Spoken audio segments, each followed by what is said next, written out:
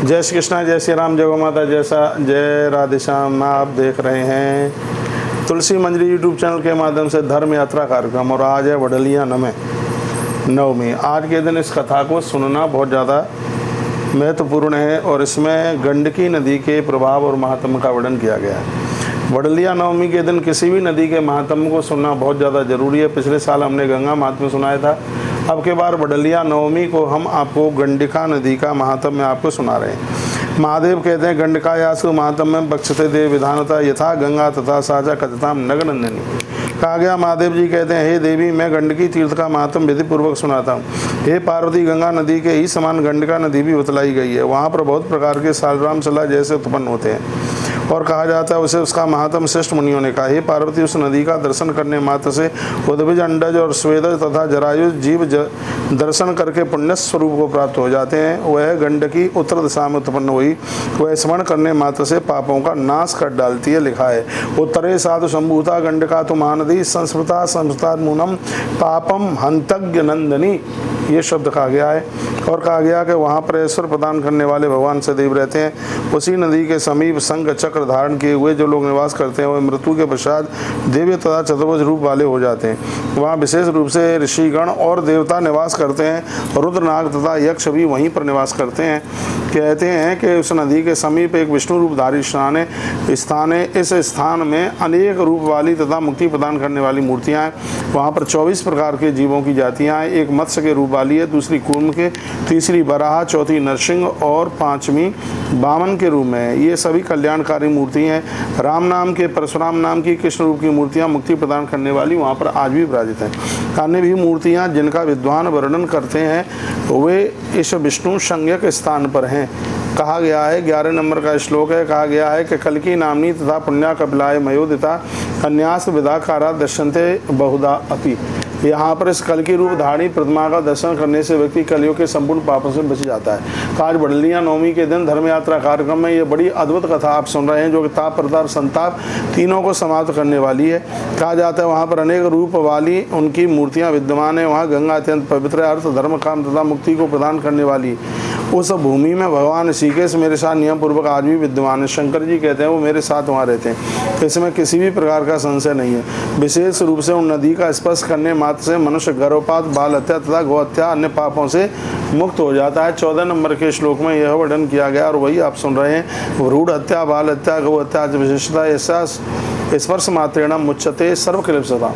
वर्णन किया है कि सिर्फ वहाँ के दर्शन मात्र से इतना पुण्य प्राप्त हो जाता है। ब्राह्मण, क्षत्रिय, वैश्य और कनिष्ठ तथा दूसरी जातियों के लोग इन गंडकी नदी के जल का दर्शन करके मुक्त हो जाते हैं। वीडियो पुरानी नहीं है, बिल्कुल नई है और आज वडलिया नवमी के दिन और आप धर्म यात्रा कार्यक्रम में और इस कार्यक्रम को, इस कथा को आप सुन रहे हैं वडलिया नवमी में। इसकी बहुत बड़ी महिमा है। 15 नंबर के श्लोक में कहा गया कि ब्राह्मणा, क्षत्रिय, वैश्य, शूद्रा, शैवा जातया सर्वे ते वै मोचन्ते दर्शना गंडकी कामना।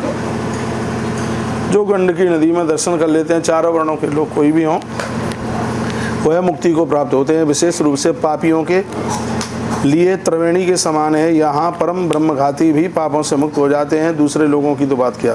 हे पार्वती, मैं हमेशा यहाँ जाता हूँ और यह सभी तीर्थों में भी तीर्थ है। यह ब्रह्मा जी ने कहा है। मुनियों ने वहाँ पर स्नान और दान करने को बतलाया। हे देवी, आषाढ़ मास के पुण्य काल में यहाँ की बहुत बड़ी महिमा है और ये नवमी आषाढ़ में ही पड़ रही है। अब सुन लो, यदि विश्वास नहीं तो श्लोक में बोले देता हूँ। इसमें लिखा हुआ है, कहा गया, साढ़े पुण्य काले तू तत्र गच्छामि सुंदरी।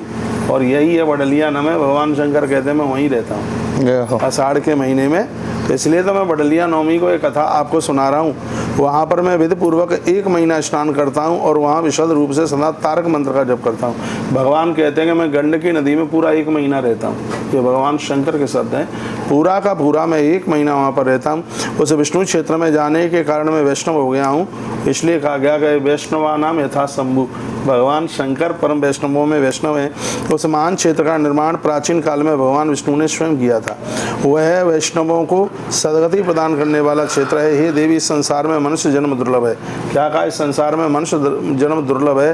लिखा, भवेन स्मान मानुषे जन्मे दुर्लभम देवी सर्वदा। शंकर जी कहते हैं मनुष्य शरीर बहुत ज़्यादा दुर्लभ है। गंडिका, गंडकी तीर्थ दुर्लभ है और विष्णु क्षेत्र दुर्लभ है।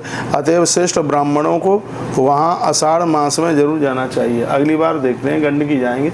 वर्णन किया गया है। 22 नंबर के श्लोक में लिखा है, कह दिया अतो आषाढ़ मास से तो गंतव्य द्विज सप्तमी, ब्राह्मणों को तो जरूर जाना चाहिए, वहाँ जाकर विशेष रूप से ब्राह्मण को शंख चक्र आदि को धारण करना चाहिए, क्योंकि ऐसा करना परम पवित्र माना गया। 23 नंबर के श्लोक में लिखा है, कहा गया तत्र गत्वा विशेषेण शंख चक्र धारणम कर्तव्यम तो द्विज श्रेष्ठा पवित्रम परमम स्मृतम, ऐसा ब्राह्मण अपने पास में आने वाले सभी का उद्धार कल्याण कर देता है। बाई भुजा में शंख और दाहिनी भुजा में चक्र धारण करें, गुथवा लेते हैं ना, तो बाई भुजा में तो शंख और दाहिनी भुजा में चक्र के चिन्ह बनवा ले, ऐसा यहाँ वर्णन किया गया। इसको ब्राह्मणों को मुक्ति प्रदान करने वाला कहा गया।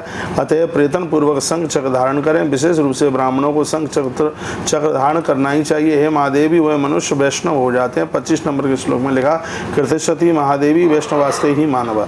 हे सुंदरी, मैं बार बार कहता हूँ कि गंडकी तीर्थ के समान कोई तीर्थ नहीं है, द्वादशी के समान, यदि एकादशी द्वादशी में पड़ जाए तो उसके समान कोई व्रत नहीं है धरती पर।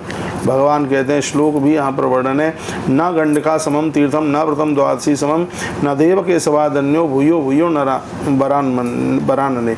मैं बार बार कहता हूँ, गंडकी के समान तीर्थ, द्वादशी के समान व्रत और भगवान केशव के समान कोई देवता नहीं। जो श्रेष्ठ मनुष्य गंडकी तीर्थ का महात्म्य सुनते हैं वह इस लोक में सुख भोगकर विष्णु लोक को जाते हैं, ऐसा वर्णन किया गया। यह लोके सुखम भुक्त्वा विष्णु लोकम ही जानते थे। तो आप इस वीडियो को सुने और बड़ी अद्भुत वीडियो है और यह वीडियो बहुत आनंद कर देने वाली है। और इस वीडियो को आप तुलसीवन आश्रम यूट्यूब चैनल पर और इसको ही आप धर्म यात्रा कार्यक्रम में, दोनों में इस वीडियो को आप सुन रहे हैं। और ये आषाढ़ मास में वड़लिया नवमी की यह वीडियो बहुत अद्भुत है। बहुत बहुत धन्यवाद आप सभी के लिए इस वीडियो को सुनने के लिए। ऐसे हमारे साथ जुड़े रहिए और नए नए अपडेट प्राप्त करते रहिए। हर हर महादेव, घर घर हर महादेव।